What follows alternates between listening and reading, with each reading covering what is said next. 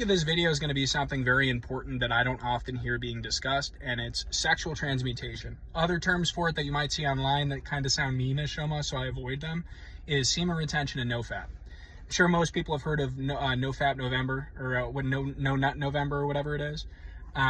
So basically the idea behind sexual transmutation, for the people that are unaware, is that what is the most basic driving urge in every male and female? But specifically males in this case, but females can also do, be celibate and store that positive energy up as well in a very similar fashion. So it's not only a male thing, but obviously semen retention in the view of sexual transmutation is strictly male.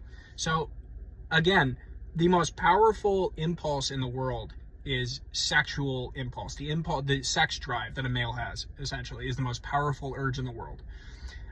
Look at what you do to get sex from women, guys. You dress up nice. Most of us work because we want to get a good enough job, ultimately to be able to attract a girl that's going to be like a good mother to our kids, if we want to have kids, or if we just want to, have a casual girlfriend.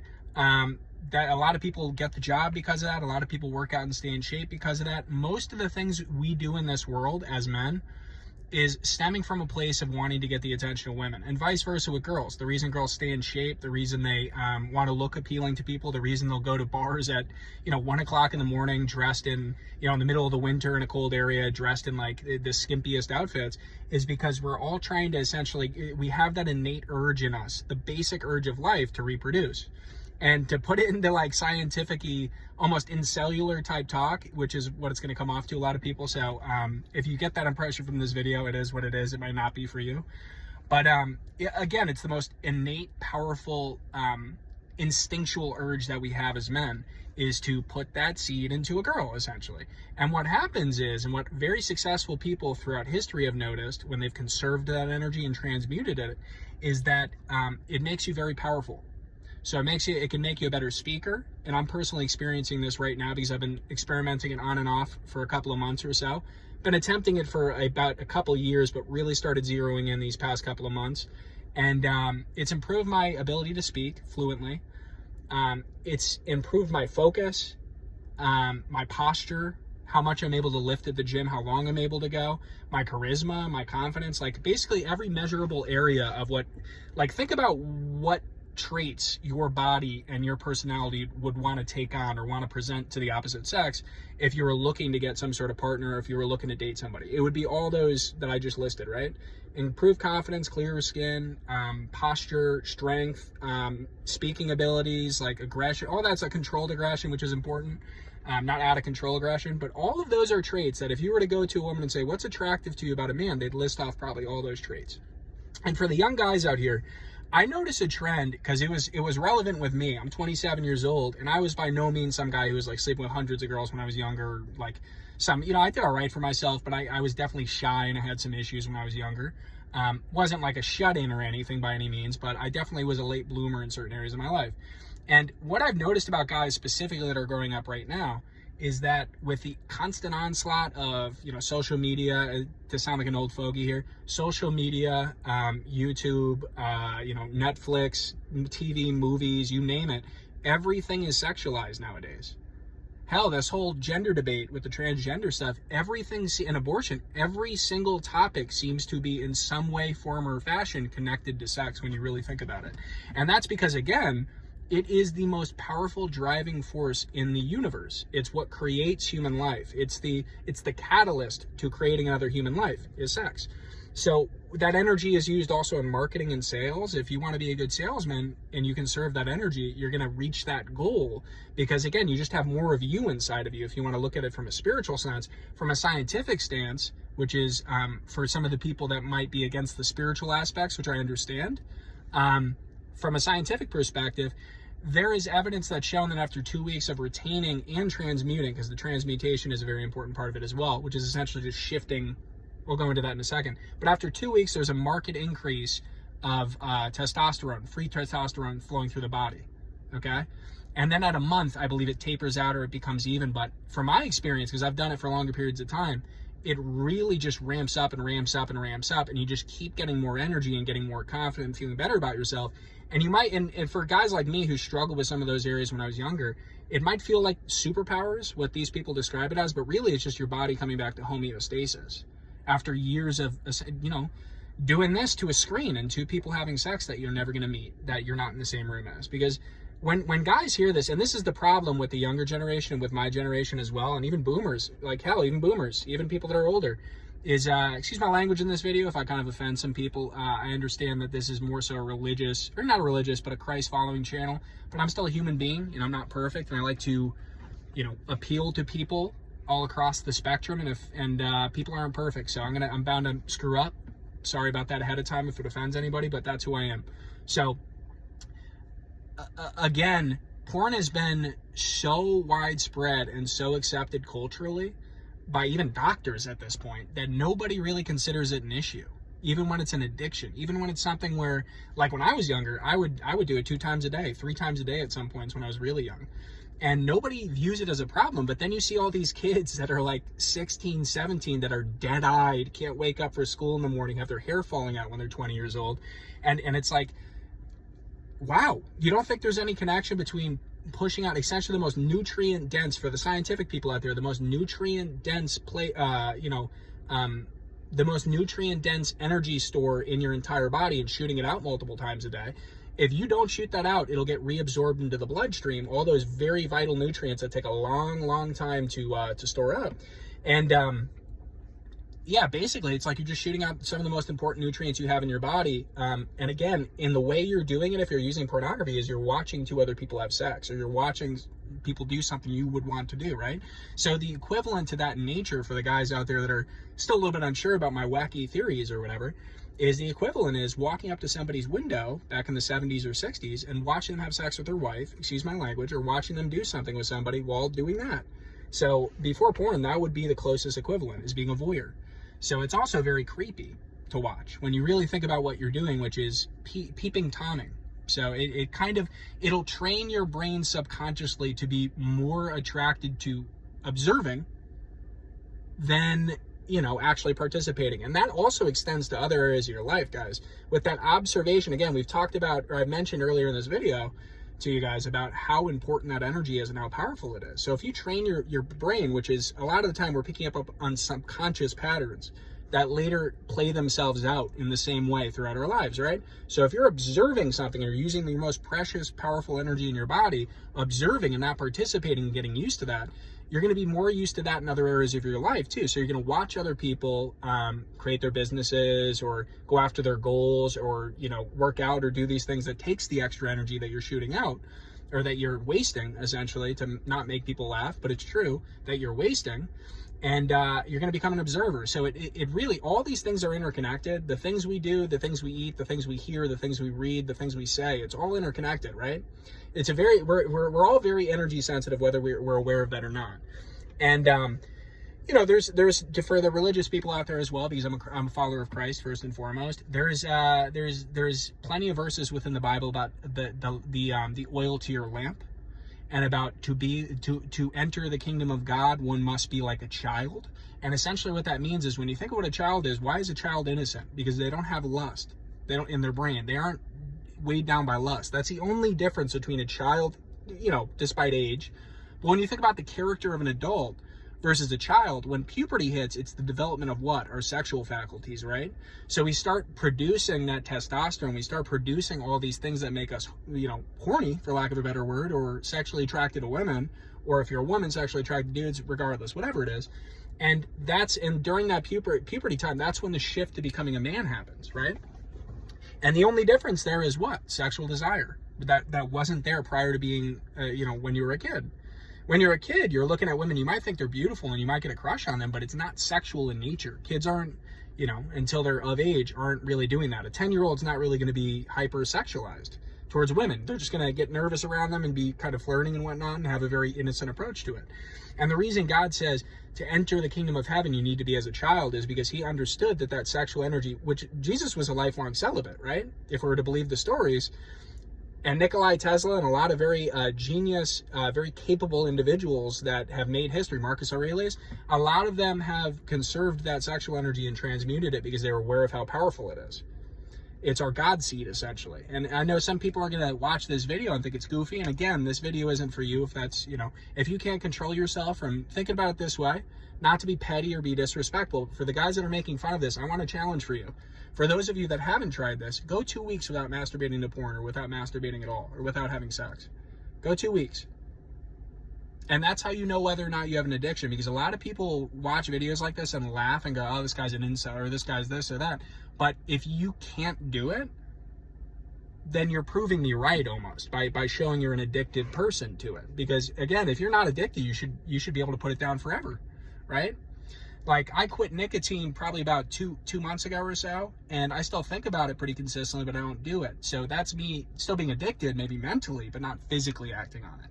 So if you're so confident, for the naysayers out there, that this isn't something that anyone should put time into, and it's, oh, my doctor says it's not an issue, then try for a week to quit porn, try for a month to quit porn. It's very difficult because it's so normalized in this world, okay?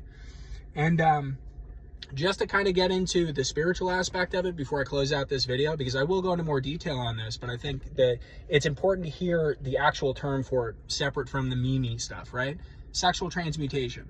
It's using that sexual energy, which is inherent in us, which gears us, which drives us, right? You hear these quotes from these old boxers saying, women weaken the legs or weaken the knees. And how do you feel after you release? Even if you don't believe in the woo-woo spiritual stuff. How do you feel after you let go, guys? Man to man here, let's be mature. How do you feel after you let go? You don't feel good, right? You feel tired most of the time. And that girl, she feels good, right? She feels re-energized. She can go another 3-4 times. It's, and not to get, because I'm celibate right now. I'm not going to be sleeping with a bunch of people, but I'm just saying, in theory, whether it's you or whether it's with a girl, you're still losing that energy and you're still tired afterwards. Very rarely is somebody doing that twice and then going, let me run a marathon. That's usually not what people do, okay? But from a spiritual perspective, what it's doing is, and I've heard it described this way, we have 3 chakras in our base, right? Energy centers, essentially. And I'm not going to get too much into the woo-woo stuff because I know some people that are believers in Christianity are going to have an issue as well. Even though I am a Christian, I just acknowledge there might be additional truth that maybe Jesus referenced in parables. Like he spoke oftentimes in parables because he knew, and he told his disciples the actual truth in very vivid detail because he knew those with ears to hear would hear and those with eyes to see would see. So a lot of people wouldn't pick up on what he was saying, and you'd have to read in between the lines. And what was Jesus? A healer, right?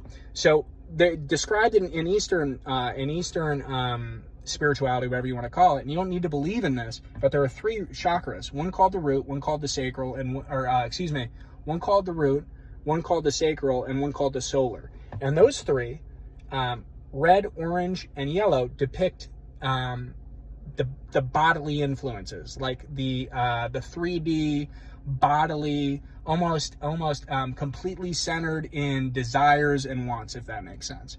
So the root chakra, the lowest, is right about here, right at the hip length. You can tell when I'm pointing out there, and it essentially is our survival instinct, survival and sex. And for those of us that are constantly sexualizing ourselves or constantly exposing ourselves to sexual material, which is the lowest, most base animalistic impulse you could have as a human being, if you want to look at it from a spiritual perspective, if you're constantly hanging out in that area, you're never going to reach enlightenment. You're never going to be able to reach that level of, oh, I understand and love myself fully, because you're constantly operating at a desire space, at a bodily desire space, if that makes sense. And that's the energy you're emitting and showing off to other people. As well, one more thing I want to mention to the young guys that are kind of on the fence here, because I know I'm all over the place. But to kind of cap this video off, you'd be surprised the vibes that you give off without being fully conscious or aware of it, right? Women are very, very, very perceptive. For the fellas out there, they've had to develop perception that supersedes men, and empathy and reading emotions and body language that men have not had to achieve in the past, because they were in a constant state of having to defend themselves, because men had the strength advantage and oftentimes the authority advantage. So the one place where women could win in the past oftentimes was, which they're already naturally good at, is emotions, reading body language, and being able to read kind of the vibes, almost the spiritual energy of the man, right? So you'd be surprised after around 2 to 3 weeks of doing this, just how much attention you're getting from ladies. And honestly, don't even take it from a sexual perspective. A lot of them just respect you, almost on an energetic level, because they can pick up. Their body can pick it up, their senses. If you believe in the pheromones aspect of this stuff, maybe that as well. But I believe it to be a spiritual aspect. They can sense pure energy. And real masculinity is self-control for the guys out there. It's not sleeping with hundreds of women. It's not going out there and getting litty with your dumb friends at the club, excuse my language. But it's not going out and getting litty and popping a green Monster, Xanax bar and then drinking the entire night and, sleeping with some girl some random girl at the bar. That's not masculinity. What masculinity is having standards, is holding yourself to those standards, is being a responsible individual that helps others independent of whether or not you want them sexually. Okay, guys?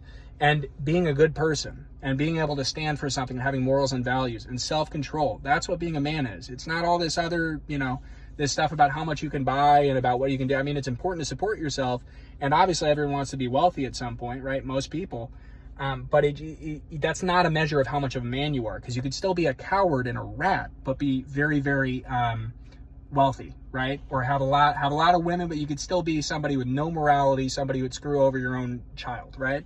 There's a lot to be said for having pure energy, and that stems from the sexual energy and how you use it. So for the young guys out there, just to leave this video off like this, if I were to give some advice to what I think is one of the most troubled generations coming out since I was a kid, abandon the thought that you need to be a you-know-what slayer around your guys so you can brag with your friends. 95% of your friends are incredibly insecure dudes, and the reason they're competing and what are you, a virgin? Oh, what are you? The reason they're doing that stuff is oftentimes they're extremely insecure. They don't have value themselves. They know that they rely too much on the exterior opinions of people in groups and structures, and they want to rub that off on you because it's a crabs in a barrel mentality, right? If you're doing good in one area, your buddy will get jealous. Your buddy will want to compete with you, especially if you're a young dude, because at that age, at the ages, 14 through college, right? Guys are competing through all life, but through those ages specifically, guys are competing for what? Attention, women, and once you get out of college, good jobs. So if you use that energy intelligently, if you store it up and you push it into different areas of your life, what's going to happen is, even if you didn't start off amazing, even if you butchered middle school or high school or college, whatever it is, or even later in your life, or older dudes out there, you could always start, right? Don't give up, right? If you store that energy up and you push it and you push it and transmute it into other areas, like working out or even going for a walk, thinking about things, meditating, focusing on new hobbies and whatnot, you'll watch. It'll take a while, but you'll watch as your life will change. And the guys who are still doing this and still competing over how many women they slept with, here's a little secret. Most of them don't sleep with really any, but they want to make you feel like you're. So for the young guys out there, again, that are getting hit with this, and if you were to decide to start doing this stuff and not going out with your friends to bars and clubs, or just not being low vibrational and stupid for attention, quite frankly, you're gonna get pushback, but acknowledge what type of pushback it is and who it's coming from. Because a lot of the people if you take this on and you really work on yourself, you'll supersede them within a very short amount of time. Okay? And it shouldn't be to outdo people, but it's natural if you're using your God-given energy, which is what it is, God-given energy that can be used to create an entirely new human being, right? For your pursuits. And at some point in the future, just to prove my point, I'll post a video of myself when I was at my absolute lowest, when I was a coomer, when I was, addicted, when I was depressed, when I had none of this going on, when I was in horrible shape. I'll post a video of that side by side with this, just to show you kind of what can be accomplished through consistent effort. Because I used to be a very, very lost person, and that's part of the reason I made this channel. So again, just trying to get this message out, because I feel like, the corrupt areas of the world would not really stand a chance if every guy was out here really being a man and storing up their energy and trying to become better in every area. Whatever corruption in the world is here would not be here after a long period of time if enough guys were on their business. You know what I mean? So let's get on it. And again, for the young dudes out there, and just any dude really, and even the girls who want to be celibate or use their feminine energy in a very similar way, I'll make a separate video about that. Like and subscribe, because you're going to get more content like this. So again, this is Mark. Thanks, fellas, women, everybody. Fighter jets, whatever's watching this. Appreciate it. Bye.